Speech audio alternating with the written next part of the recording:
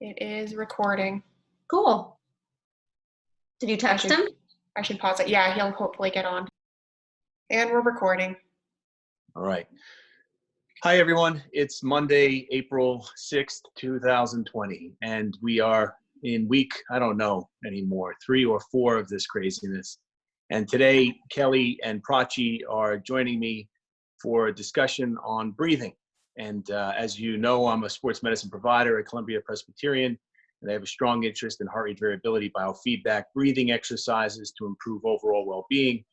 But Kelly and Prachi both work with patients for us on other concerns, such as postural concerns and other rib-related scoliosis concerns. So I'm going to let Kelly and Prachi, how are you guys doing today? We're doing good, hanging in there, taking it one day at a time. Yeah, and Kelly's all the way out in San Diego now. Is that right, Kelly? That's right. Yeah, my parents live out here and they are in a bit of the higher risk category. And so I think emotionally I felt this urge to be closer to them. And as Dr. B said, I work at Columbia with these lovely humans and am happy to be doing telehealth sessions at this time with patients via video. Cool. And Prachi, where are you? You're up in Harlem right now? I'm in Montclair, New Jersey.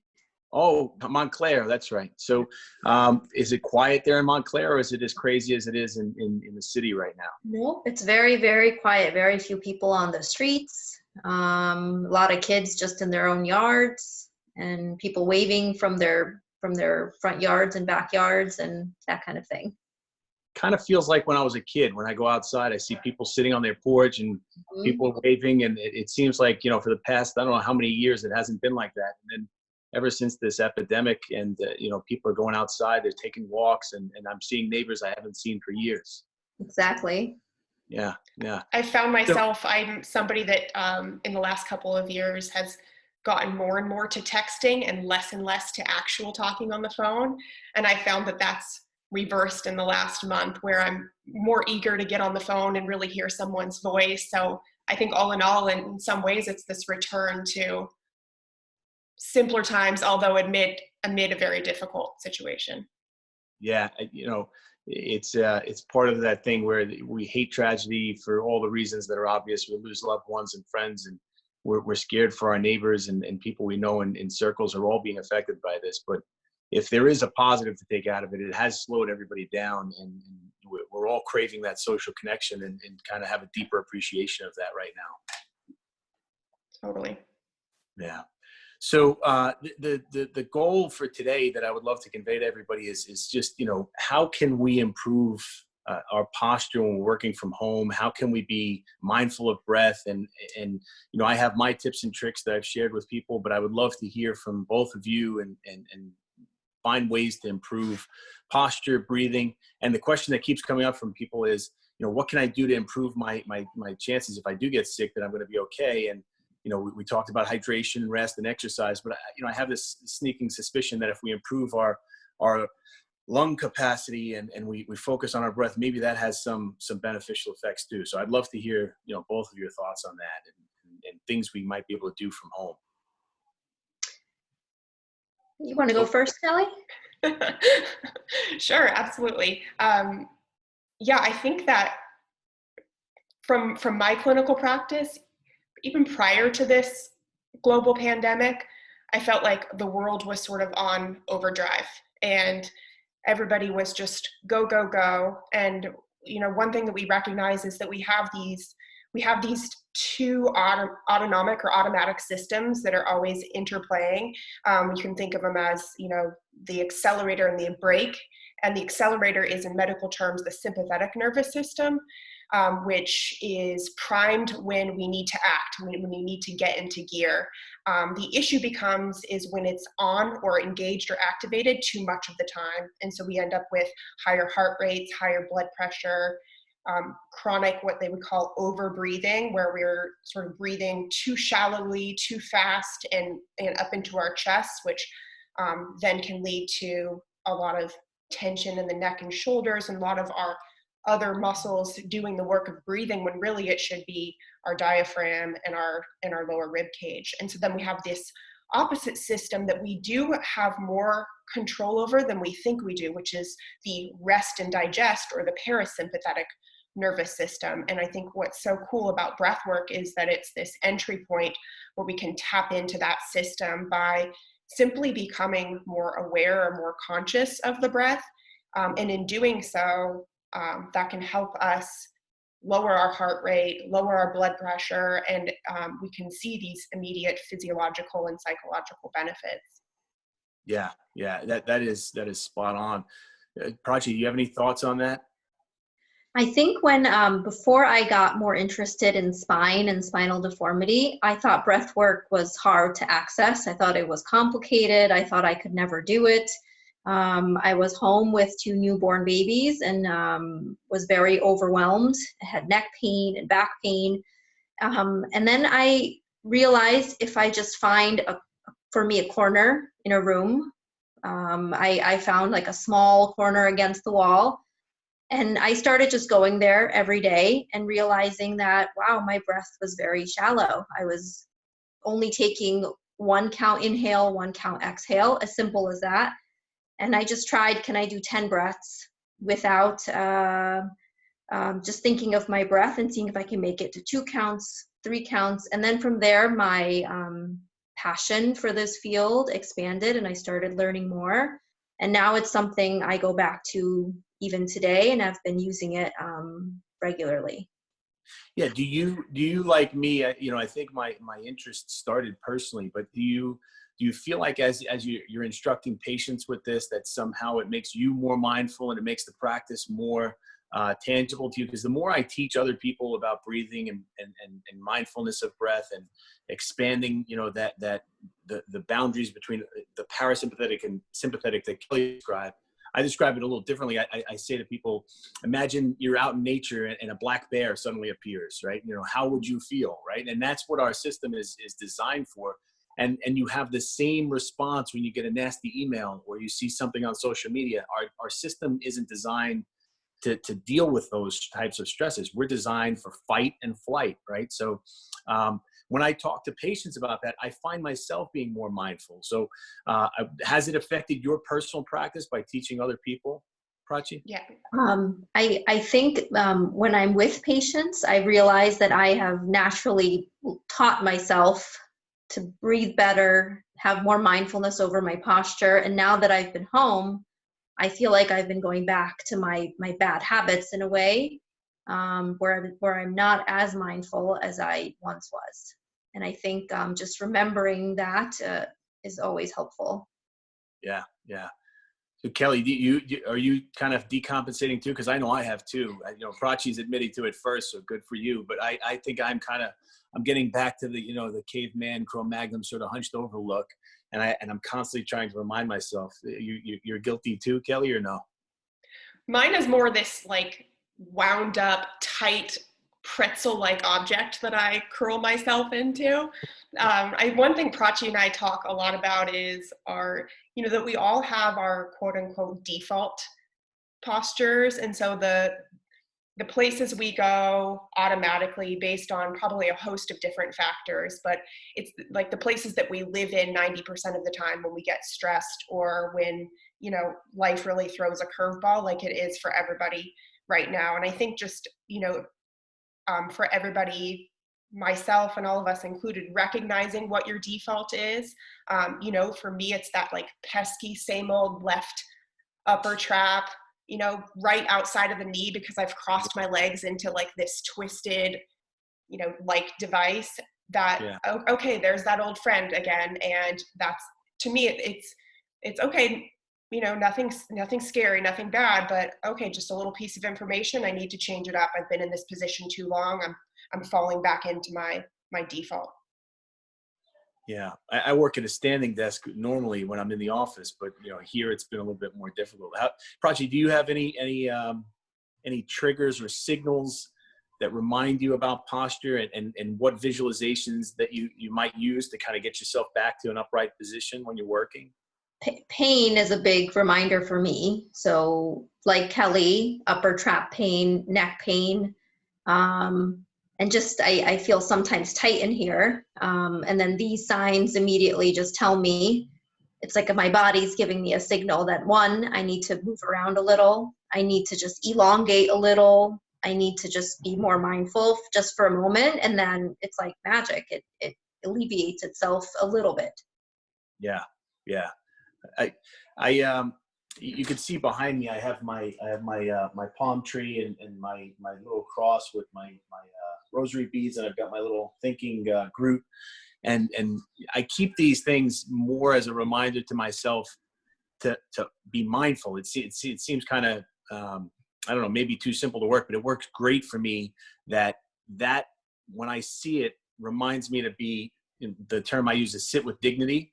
I don't know who first taught me that, but if you say to somebody, sit with dignity, we all kind of default to this very kind of like princely or royal sort of posture. And that helps. Or I think I heard Kelly once say something along the lines of like, there's a string attached to your head, so maybe you could talk more about, or Kelly, you could help us kind of think about what can we do in our environment and what tricks should we feel? What things should we feel that are telling us, okay, we're, Prachi talked about the sensation in the chest of being tight or the traps. And you started that a little bit too, about that left trap kind of monkey bite, that you get. But before that happens, what things can we do? What should we be feeling that's more normal or beneficial for us? I think the first thing that's helpful for me is, where's my grounding? So if I'm in a seated position, the area of the body that's grounding into the seat are what's called our sit bones, or these two bones that are on the bottom of our pelvis. And so just sort of checking like, okay, where are my sit bones? For a lot of us, when we get into that slumped posture, we end up sitting not necessarily on the sit bones, but way back on our tailbone, or even back in our lumbar spine or our low back. And so I think to just roll forward. Okay, I'm on my sit bones. I can feel those bones at the bottom of the seat. I feel my feet on the ground, and then automatically the rest of our body can sort of stack up on top of that. And you start comparing. You say, okay, what are the sensations that I feel now compared to the sensations that I feel when I'm in my go-to position, if that makes any sense. And I think for me, one of my other signals is that I start to get dry mouth, which clues me into the fact that I'm mouth breathing. I've been a mouth breather my entire life. Nobody in my family wants to sleep in the same bed with me because I sound awful, I guess, in the middle of the night. And so that's been a learning journey for me as a physio and working with clients is, the power of, like shutting the mouth, breathing through my nose, which is more set up for breath and for oxygenation. And I think that also can tie into a better alignment as well. Yeah, I agree with you. That sensation of being stacked appropriately starts with the foundation. And I was doing a meditation the other day where he's talking about the position of the pelvis and which muscles should you feel in your pelvis working. And, he was talking about the psoas, that feeling in the front, that belly muscle is working somehow, that's connected through your hip. So the psoas attaches to your back and comes through your belly and then attaches down across your hip. And if that muscle is active, and you can engage your core a little bit, it helps you to feel stacked. That you're not, swaying in the breeze kind of. You have a more grounded feeling. And it all starts with meditation and mindfulness. And, I don't think you can get to the breath work if you don't have the foundation in mindfulness. Do either of you have any kind of tips and tricks on where you start with, the word is so overused that I don't know that it really conveys the meaning it's supposed to, but is there anything you can kind of point to that helps you to be aware, right? So that's mindfulness, right? The awareness that you are in this moment now. And so I have my tips and tricks that I use all the time. And in the office, it's a little picture of an Om symbol. And that Sanskrit Aum, a little gold one. And it just kind of, boop, it reminds you, oh, I'm here and now is the moment. And am I breathing? How's my posture? Am I checking in? Do you have any of those things that you use to open the gateway to then enter the path of, okay, where's my foundation? Where's my posture? Where's my breath? Go ahead. I stumped both of you. For me, I have these two necklaces that, one was given to me by my parents, and one was given to me by Prachi and a group of good girlfriends of mine at, both at very like key points in my life. And so I'll often find myself, if I get anxious, and there's a lot of anxiety right now, and I'll just touch it, and that'll just drop me back into, okay, I'm here. My mind just went off into monkey mind land, and bring it on back, because I think right now there's so much external stimuli going on, whether or not you're a frontline worker, you're an essential worker, whether you're trying to juggle work and homeschooling all of a sudden, or whether you're quarantining alone. There's a lot that's coming at us. And so I think that's awesome to have, to figure out what your personal point of focus to drop you back into yourself. Yeah. Do you have one of those, Prachi? Do you have like a personal point of focus, or a trinket that you wear, or something that reminds you? Yep. So I'm very fortunate. My husband's family is very much into mindfulness, and also the use of crystals. So they've been very generous, and they share a lot of their different crystals that gives us different energies. And every morning we've just gotten into the habit of spending 2 minutes, 5 minutes, and sometimes in the evening, just being mindful. And we kind of find one corner of the house. It doesn't have to be anything special. We kind of all do it separately. And in the beginning, I would use a timer, because it was hard for me to get through 2 minutes, 5 minutes, 10 minutes, which is being in my space. And I notice when I'm not in that space, I have a harder day. My heart rate is higher. My breath is shallower. I go into I call it my pregnant position, because I notice people asking me, you're pregnant again. And I realize it's because my posture is such, and it's not elongated as it should be. Yeah.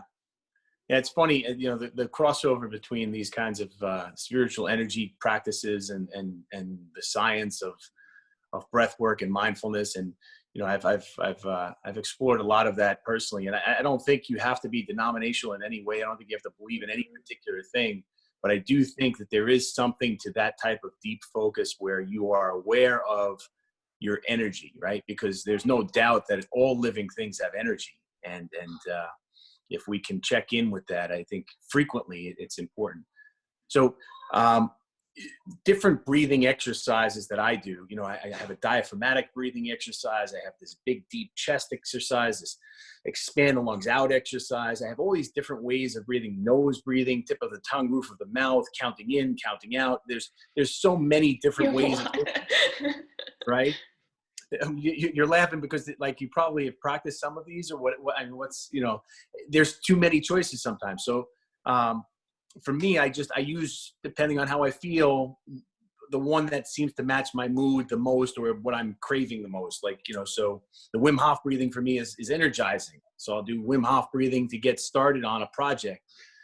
Whereas my heart rate variability biofeedback is very vagal mediated. So the vagus nerve is that nerve that is parasympathetic, attached to the diaphragm, heart, lungs, and communicates with your brainstem, and brings you into that rest and digest state. So if I feel like I want to focus, or I want to concentrate, or I want to come down at the end of the day, that HRV biofeedback is pretty cool. Or you count, 4 seconds in, hold for 4, out for 4, hold for 4. I think a Navy SEAL has a video on that one. So with all of those choices, do you have, some sort of go-to that you think is always good, or are you more like me, where you kind of mix and match and you find the one that matches your mood most? I mix and match. I go with what I need for that moment. So what's your go-to? What's the most common one that you find yourself going to often? What things can we tell somebody today that they can implement easily and is going to help them start where you started? 1 second in, 1 second out. Let's go to 2 seconds, and start to count that way. Is there one particular method you use that's very attainable? I think think of posture, as Kelly talked about before. Make sure you're sitting equally. Make sure that you're kind of thinking of a string elongating you. And then I just So start was it counting. you that said that, or Kelly? Who told me the string thing? Was it you or Kelly at first? I know I heard it from one of you that you have to have the string attached to the top We of both use it, so I'm not sure. the. Okay, all right. Go ahead. I'm sorry I interrupted. That's okay. And then I start with just, can I do a 2-count inhale and a 2-count exhale? And then I see if I can go up to 4. And then if I'm feeling like I need some more energy, I definitely practice the hold and release method. So you're taking a deep breath in for 4, you hold for 4, and then you try to release for 4. I also do a slightly harder one where you only release 2. So you leave air behind. You take a deep breath in, you hold the air, and then you only take out half. And then you kind of keep inhaling more and more and more, building up pressure. And sometimes that pressure for me is energizing. Yeah, I think that's similar to the Wim Hof breathing, where you're kind of air trapping a little bit, and you just keep Yes. getting more and more. And then at the end, there's the big breath hold, which Right. kind of really stimulates that autonomic nervous system. So I like that. I like the counting.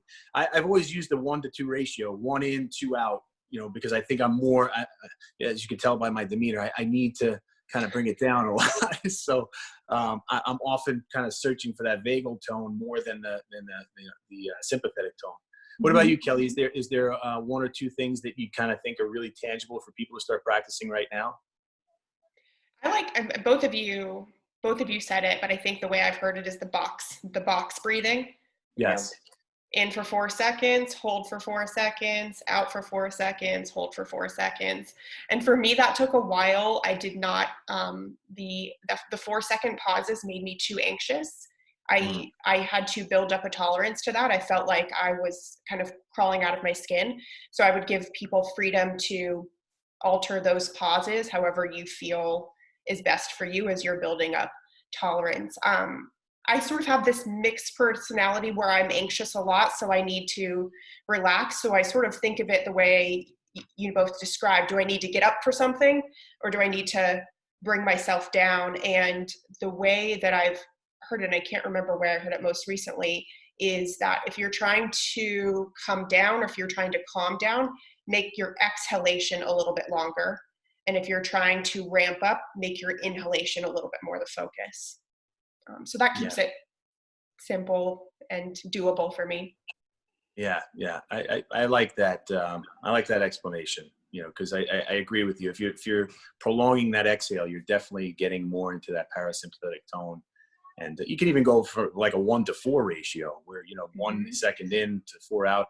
Sometimes I'll use my heartbeat as the metronome to the breathing, which is kind of interesting because there is a natural incline and decline to your heart rate. As you breathe in, it's accelerating. And when you're breathing out, especially if it's pursed lips and controlled out, kind of breathing, you're gonna stimulate that vagus nerve, and you're gonna slow the heart rate even more. Plus the physiologic mechanism of compressing the chest and decreasing the venous return. So the heart is actually going to be working slower in that decreased venous return. So you can really amplify those things with paced breathing. What about visualizations?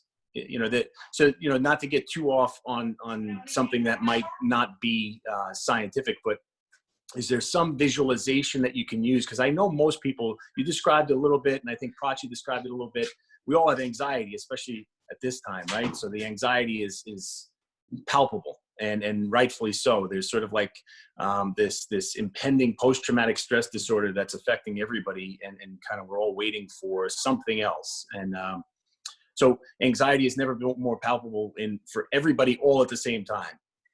So when you're breathing and you're focusing on that breath and you're counting, sometimes that provokes the anxiety. I know when I first taught my kids the HRV biofeedback, that was the report, especially from my most anxious kid. She would say, I can't do it because I just, the numbers, it's too much and it makes me feel more anxious. So is there anything you do that's not paced breathing, not counted breaths, where you're finding that grounded sensation? You've found your foundation. You're balanced in your seated position or your standing position, whichever breathing position you're preferring, lying down position, whatever it might be.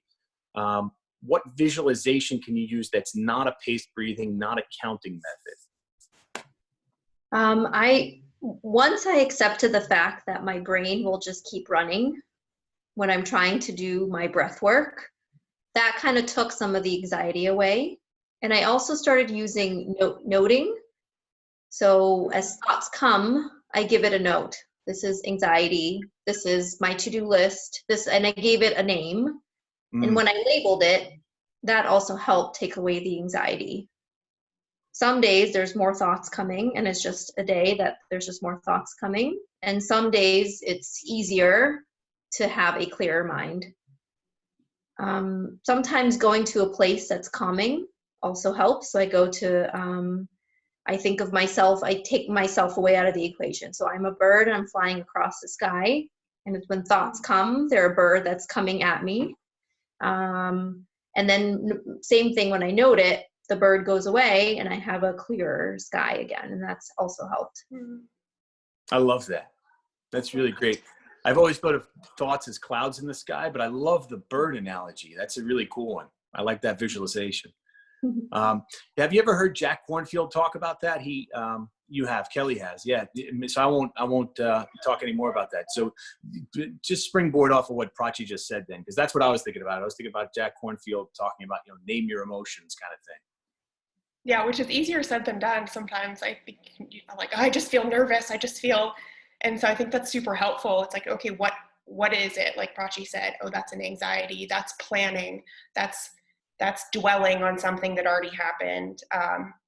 For me, there's this woman, Elizabeth Gilbert, who wrote the book Eat, Pray, Love, talks about herself being in a van, and she's the driver of the van. And all of these other feelings can also be in the van. So she's not trying to, for example, she's not trying to rid herself of fear. She's not trying to rid herself of anxiety, because that's not really feasible. So she says, okay, come on, you can get in the van, but you're definitely in the back seat, because I am the driver of this van. And so I think that analogy has been super helpful for me. Like when I get, freaked out or upset that there's so much out of my control. Especially with the idea that you're still driving the car, right? Mm-hmm. Yeah. Yeah, Jack Kornfield, it does. It's a great, these visualizations sometimes seem silly to people. And I think that sometimes we get caught up in imagining that there's this yogi sensation that's going to come over you if you meditate properly, and you're going to transcend all of these things. You don't transcend anything, really. You just become aware of it and make peace with it. And I think that's really the concept that again, you say Jack Kornfield really kind of introduced me to was in one of his meditations, he talks about that idea of you name the emotion and then you thank it for being there. Oh, thank you, anger, for coming to visit. What are you here to tell me? So if you imagine that as a bird and that bird is flying in and you're flying the other way, why are you here? Why are you in my sky? What are you here to share with me? I love that, Prachi. That visualization is really cool. So I think that's probably a good place for us to kind of wrap up. If there's any specific exercises or anything you want to share with people right now, maybe there's one or two things that you do to get yourself kind of loose with those traps, or in the chest if that's starting to get too tight. Is there one or two exercises we could add to this as well? So we've got, the visualization, the counting, we've got our awareness. Is there something, body-wise that we can do to kind of bring it together? I like using a wall. So just standing against a wall. Your feet can be slightly away from the wall, your pelvis, your mid-back, and if you can, the back of your head are against the wall. And that just kind of tells you where upright is. And then practice. Can I lift up my arm without anything else leaving the wall, without arching my back? And then sometimes you can add breath with it. Can you take a deep breath in and lift up an arm?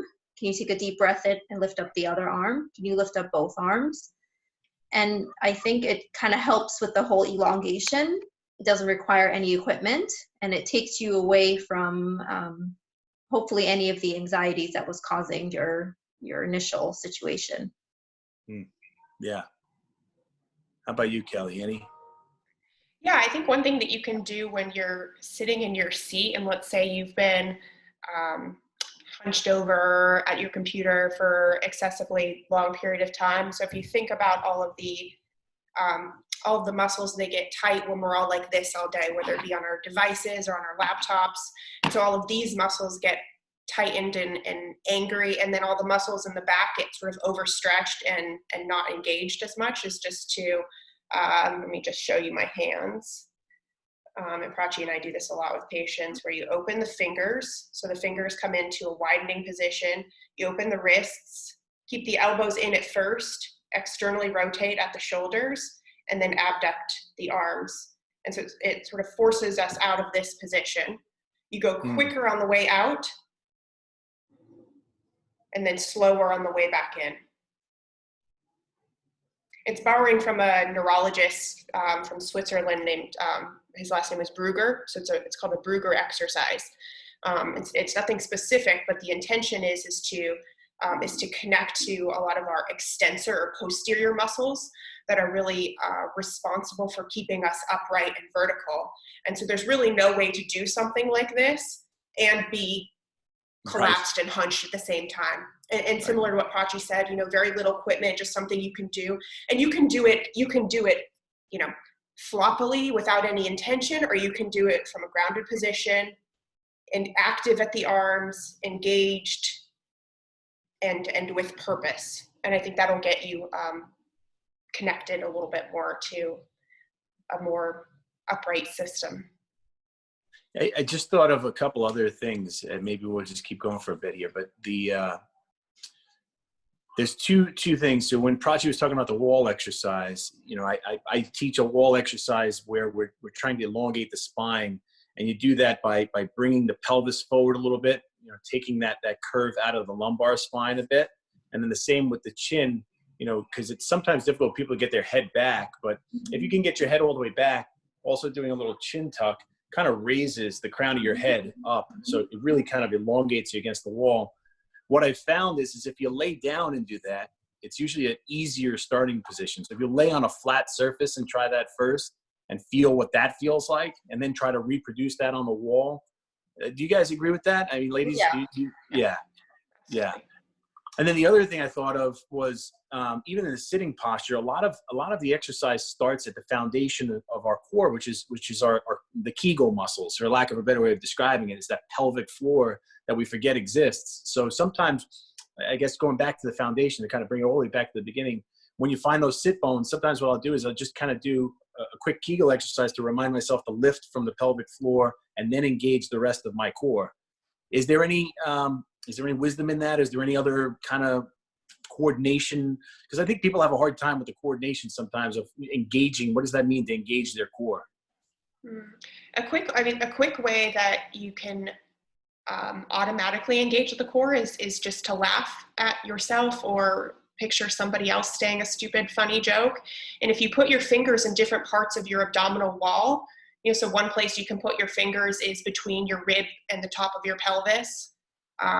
And you laugh at yourself, you're going to feel pressure into your fingers.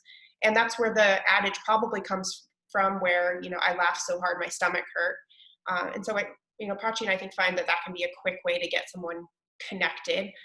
Or imagine that you're blowing out a birthday candle, which will kind of get people to brace. But the pelvic floor is another really, really good cue, because the pelvic floor is so intimately connected with the diaphragm and the abdominal wall. So that's another one, whether it be, imagine that you're, stopping your urine midstream, or a cue such as that.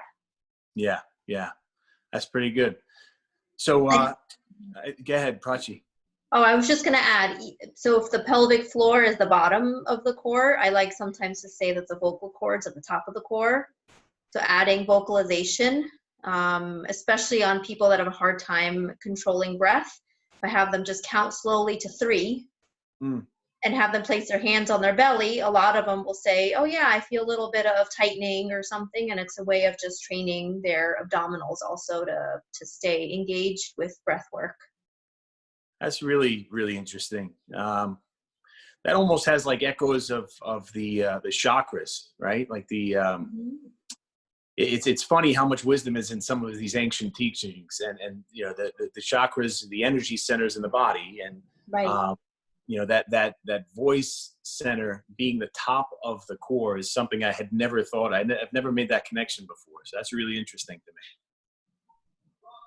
I think All right. a lot of times the wisdom has been there for thousands of years, and then the science eventually catches up. So yeah, so we attended a course last year. This woman's name is Mary Massery, who's done a lot of research on the glottis and the vocal cords and how it's the top of the soda can, as Prachi was saying, or the lid of the cylinder. And I didn't actually connect it to the spiritual side of things that you just brought in. So it's been new to me from a scientific standpoint. Yeah, that's really cool.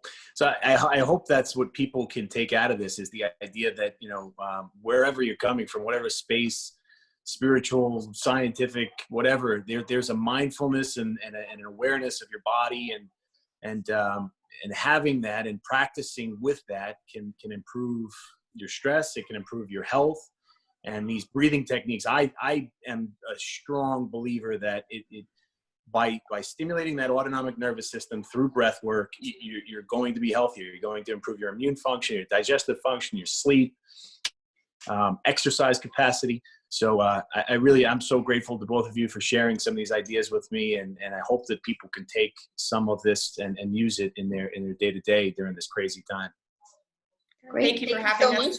Thank you for including us. Yeah, this is great. I just, we'll keep sharing information as long as this epidemic is going on. Pandemic. I keep saying epi because we're in the epicenter, but this pandemic, and I hope you two will be safe and be well. And I can't wait to see everybody again. Same here. Same with you. Thank you. All right. I'll talk to you both soon. Okay. Bye. Bye.